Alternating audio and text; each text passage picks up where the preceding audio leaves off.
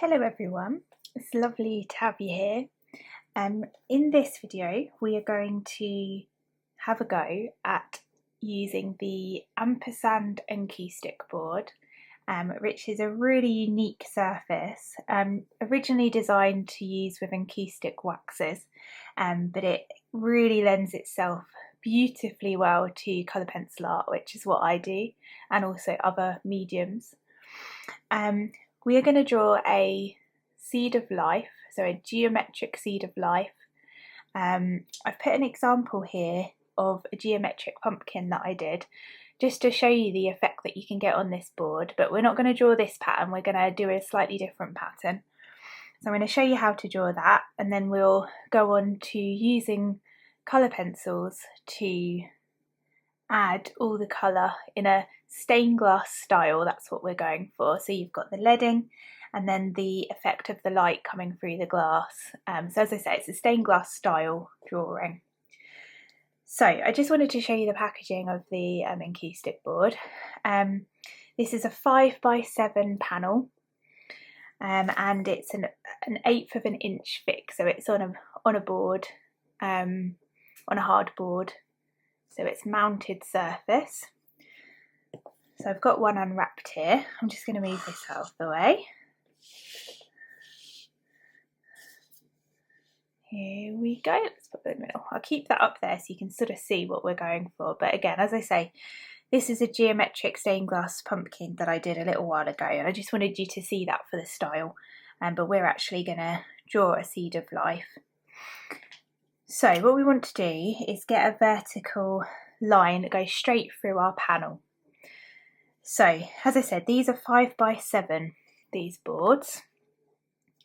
So we want to go to 2.5 across, we want to mark here.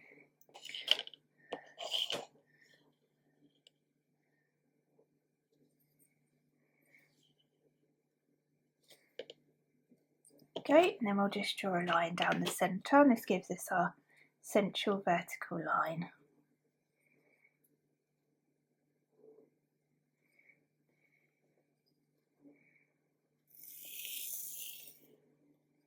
Now I should just mention I'm just using a H graphite pencil here, and within my compass is a HB.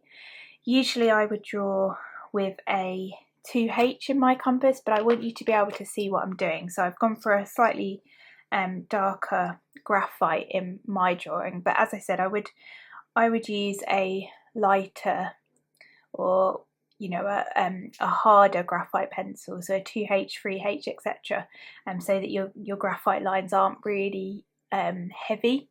But I want you to be able to see this on the camera. So what we want to do now is find our central point on our board. So it's 7 inches high, so we want to go to 3.5 inches down. I'm just going to mark that with a little dash on the line. And then actually, what I'll also do while I'm here, I'm just going to line up my ruler again. I'm going to use a maybe inch, yeah, probably an inch radius. So I'm just going to mark an inch up, so 2.5 down and 3.5 down is where I've marked. And then what we're going to do is move our compass to be that thickness. So we're going to pop our point onto the central dot. Now my compass isn't actually that far out, I'll just show you, but it does need a little bit of adjusting.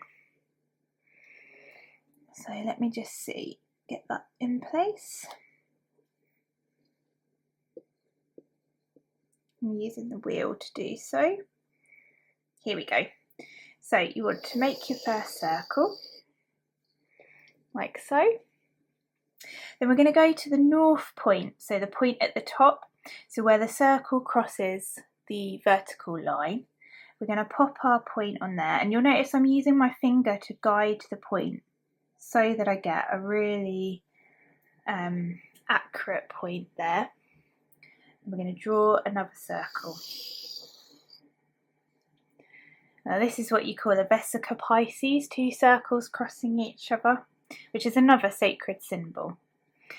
Where these 2 circles cross in the northeast, we now want to add another circle. So we pop our point onto that intersection, like so, and then draw another circle. And it should all be going through that central point. And again, this is another sacred symbol, the 3 circles crossing. So we're going to move to southeast down to this point. We're literally following our central circle round. So every circle we create creates a point. We're just going to follow that round. So onto this next point down here and draw another circle.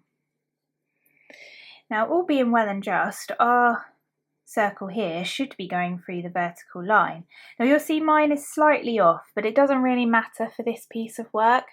If we were doing more technical geometry, we would want to make sure that that was really accurate, but for what we're doing it doesn't really matter today, so don't worry too much if it's a little bit out. I'm just going to choose a point sort of in the middle that allows me to get a circle. Draw another circle. So you can see the shape is starting to take form now. Now to the southwest, the new point we've just created with that central circle. Onto there, and another circle again. And then we've now got one last intersection to finish off our petals in here. Onto that intersection. And another circle again. So this is what you call the seed of life, the 6 petals formed in the circle, now with 6 outer petals. This is one of the first sacred geometry symbols that you may learn if you do any sacred geometry at all. Now we're going to make this into a stained glass effect like this. So we want to get the leading. So in order to do that, we want to thicken up our circle lines. So I'm going to choose to make my circles a little bit bigger. So I'm going to go back to my central circle.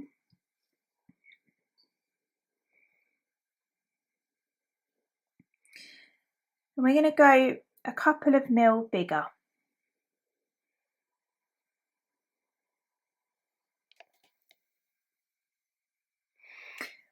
Once you feel happy that your leading width is something that you like, aesthetically pleasing to you, we're going to go back round and work all of the points we've just worked, adding a thickness to all of the circles. So I'll just show you. So that's your central circle done. So we're using the same points as we did before. So always working on that original central circle, working back around. Like I say, this is what's creating our leading.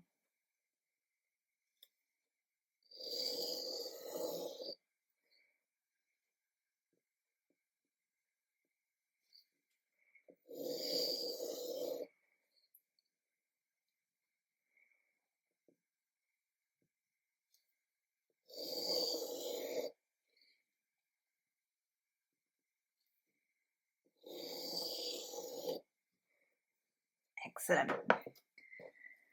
Now, stained glass leading never floats in space. We need to link it back up with the outside edges so that it does look like a stained glass style.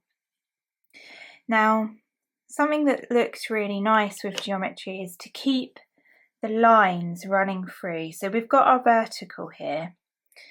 We're going to use that to create leading coming off here and here. And then I'll show you how we can do the same with the other directions.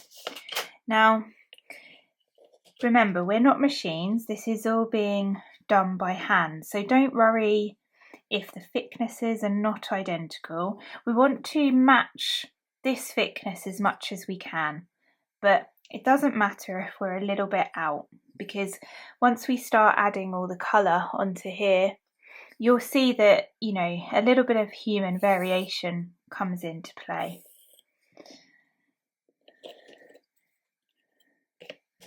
Now, we're actually going to work either side of this line, because the vertical line gives you the centre. I just want to move that out just a little bit more. This is very much done by eye at this point.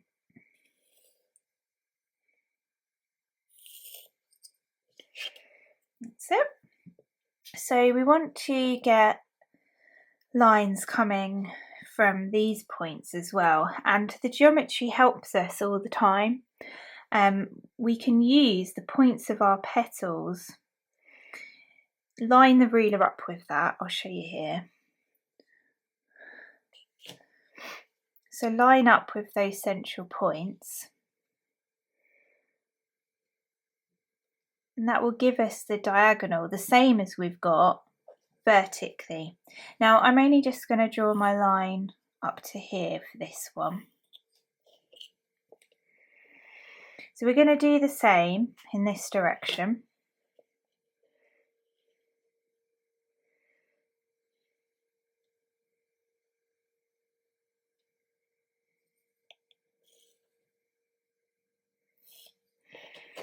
Don't worry about the graphite here, because this is all going to be covered with black.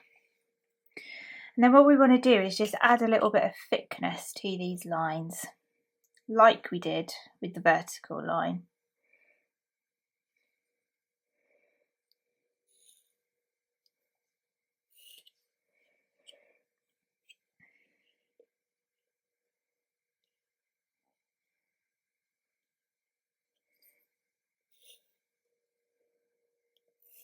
There we go. And then I'm actually going to turn this now so that I can do the same on the bottom. It's much easier to draw for me like this than to do it from above.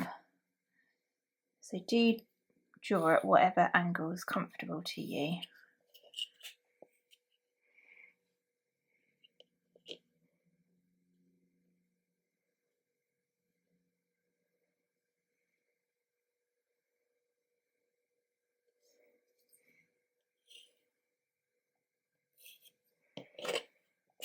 Okay, so that's your seed of life with the leading lines then connecting it out. Now we might decide that actually we want to add a few more lines to break up the sections, and I'm feeling like actually I might want some lines coming through these bits as well, just to make it so these sections aren't so big. So I'm going to do that. So again, we're still using the geometry, and we have diagonal points here, that horizontally across the middle, and here, that give us a half of this section. So the geometry is always helping you, which is really lovely, and why I really love working with these patterns and working with geometry in general, because you know the information is actually all there for you, and that's really lovely. So I'm only going to the edge because I don't want to go through the middle. I want to keep these sections whole. So we're doing the same process as we've just done, lining up those points, drawing your central line,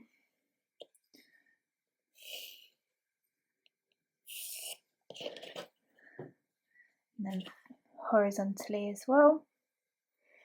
And really this piece could be orientated vertically or horizontally. It's completely up to you.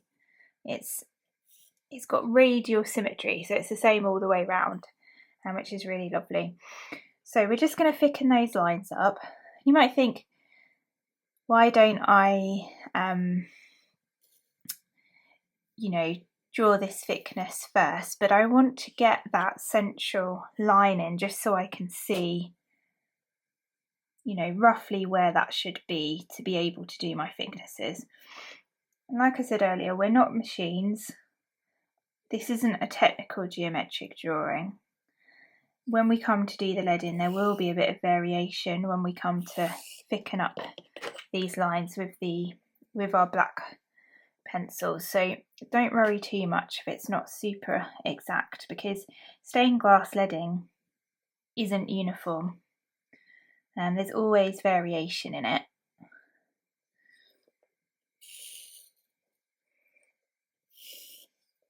So again, I'm just going to turn it round again, because it's much easier to do the lines from underneath than above, I've found, probably as you saw earlier when I was trying to do it.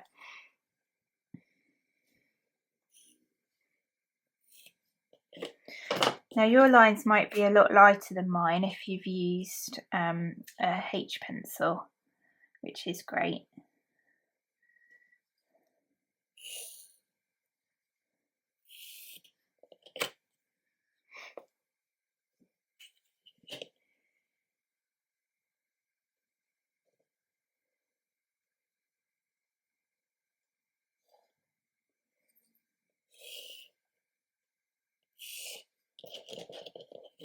And there we are. So this is a seed of life drawn in a stained glass style with the leading lines coming out from each point. So do come back for the next video where I'm going to show you how to add colour in colour pencils.